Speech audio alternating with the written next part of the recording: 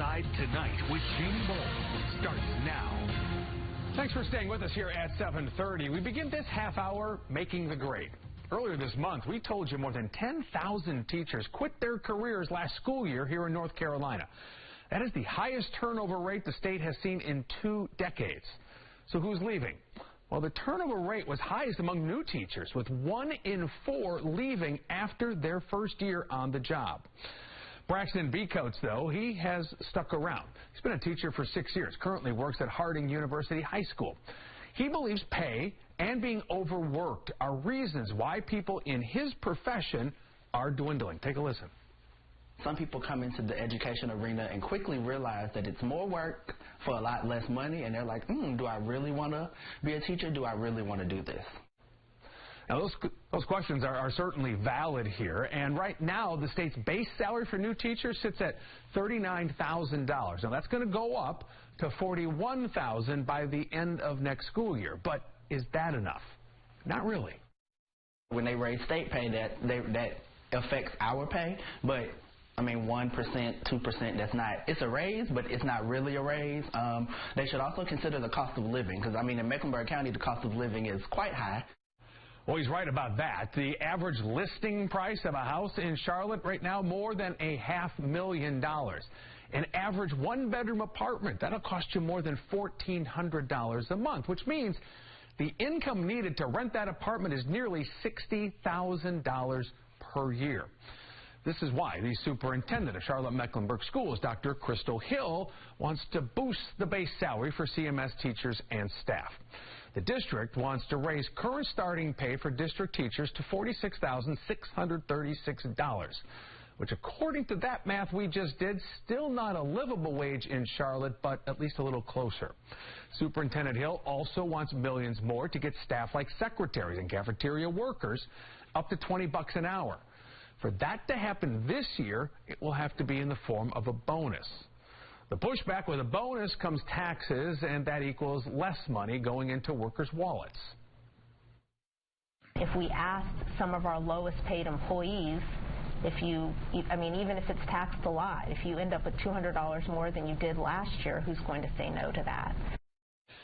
Now, this is all part of CMS's nearly $2 billion budget proposal for the 2024-2025 school year. Now, in all, the district wants around $630 million to come from Mecklenburg County. That's a $35 million increase over the county-funded operating budget this year, so quite a bit more money. And this is where you come into the equation. According to WFAE, in February, County Manager Dina Diorio estimated that increasing the total county budget would require a property tax increase. That's on top of the 1 cent bump that's expected as part of the CMS bond repayment to build new schools. Remember, that passed late last year, and some were not happy about it. It is absurd for us to continue to build new schools when there are empty seats at other schools. I'm even more offended that you would ask for me to pay for it at a time when interest rates are the highest that they are in 20 years. Now, the community just wrapped up asking questions and getting some answers regarding the CMS budget proposal at the Government Center. You see some of the pictures there. Now, right before the meeting, our Dedrick Russell spoke with the school board chair, Stephanie Sneed. She says she's curious to see how the community feels about the $1.9 billion proposed budget. So tonight is the night for public comment on the CMS's $1.9 billion budget. Tell me, what are you expecting tonight to hear from neighbors and taxpayers? So I think it's what we've heard all along, right? So this is not the first time we've been out in the community, or the community has had the opportunity to express what's important to them. And what we consistently see is that staffing is important, right? People are very interested in a budget that will support staffing, particularly teachers, our bus drivers, our cafeteria workers. And so that is what the superintendent has interpreted and what she has presented to us in a budget. And do you think just by offering a pay increase that would satisfy teachers and would keep teachers in the district? Well, that's a part of it. That's a start, right? So, of course, pay is not necessarily everything, but that is definitely a significant piece of the puzzle in order to recruit and retain teachers.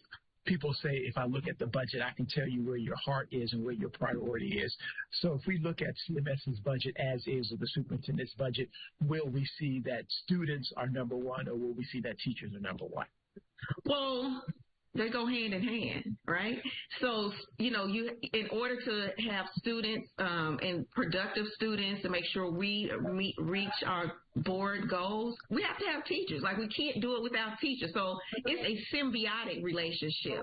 If we support teachers, then they support our students. So I don't think it's necessarily that you're putting students first or teachers first. We're putting what's important first, right? And so that's what the budget should reflect that. So is it safe to say that this is not a done deal, that there could be still some changes to this budget? It technically could be changes, absolutely, because we absolutely have to take into consideration what is important to the community. And so that process has not completed, and we'll hear that tonight. So after tonight, talk to me about the process and the procedure. What happens next after tonight's public hearing? After tonight, the superintendent, she will ultimately, she can make changes to her recommendation as well if she so sees fit. We'll have a final presentation at our April 30th meeting, and then we will vote on that budget. And once we vote on that budget, then we'll make a presentation. The superintendent will make a presentation to the Board of County Commissioners for their consideration as well. So would you be comfortable if the county commissioners put a tax increase on the table in order to totally fund CMS? The county manager's recommendation is going to be in order to support all of the funding priorities, right? It's not just CMS. The Board of County Commissioners has to consider Parks and Rec. They have to consider Health and Human Services, amongst other things. She has a hard job, our county manager, to figure out how we pay for those things. So I'll just wait on her recommendation for that. Once she makes her recommendation on how we're going to pay for all of these priorities, the public will have an opportunity to weigh in on whether they would support a tax increase if there is one.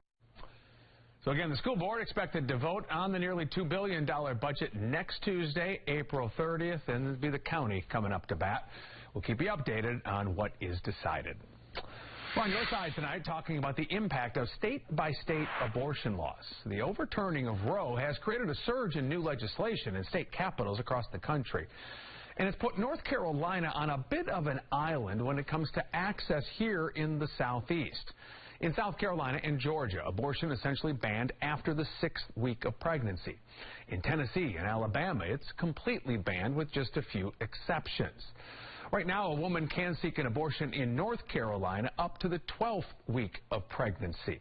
And that extra time has led to women coming here from out of state. You see the number right here. The Guttmacher Institute estimates 35% of all abortions in North Carolina last year were performed on women from somewhere else.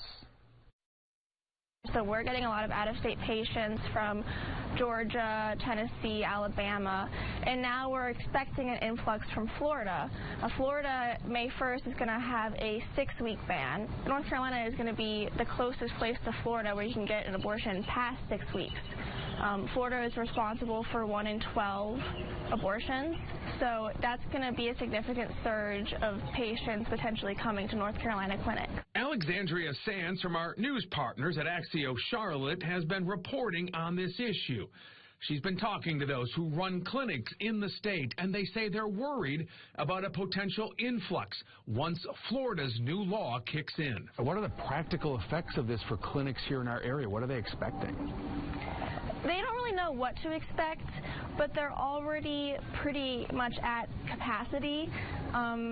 They're seeing a lot of frustrated patients who are confused, patients who they have to turn away to other states, and then also trying to get them in from out of state too, and trying to just make sure that they optimize their patient flow to open up as much appointment space as they can.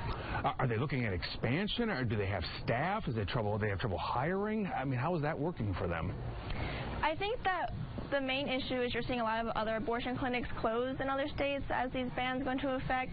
I spoke to one abortion clinic, a Woman's Choice, that just opened up a clinic in Danville, Virginia, and they did this strategically because it's a 50-minute drive from Greensboro.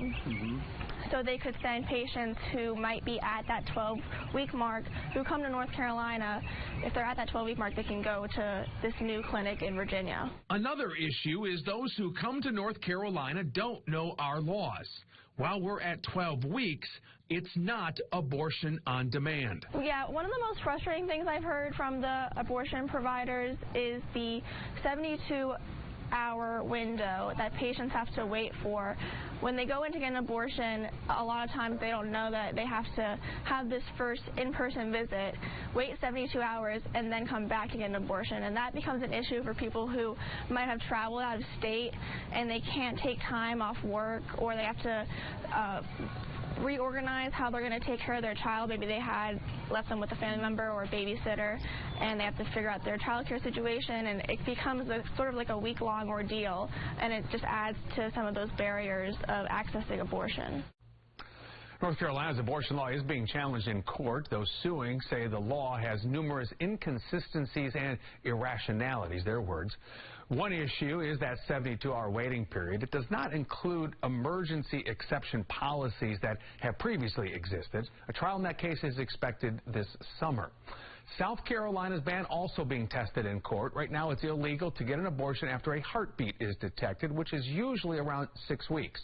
Those suing say the law is just too vague. As always, you can read Alex's full report on Axios.com/local/Charlotte. Coming up next here on Your Side tonight, it's almost time to hit the lake, but it's important to put your safety first. We're learning the do's and don'ts on the water. Rachel? And after a seasonable afternoon, temperatures going to be dropping back into the 60s and then eventually the 50s, but then we're back into the 70s tomorrow afternoon. Just a few chances for some showers. A look at that hour-by-hour forecast next.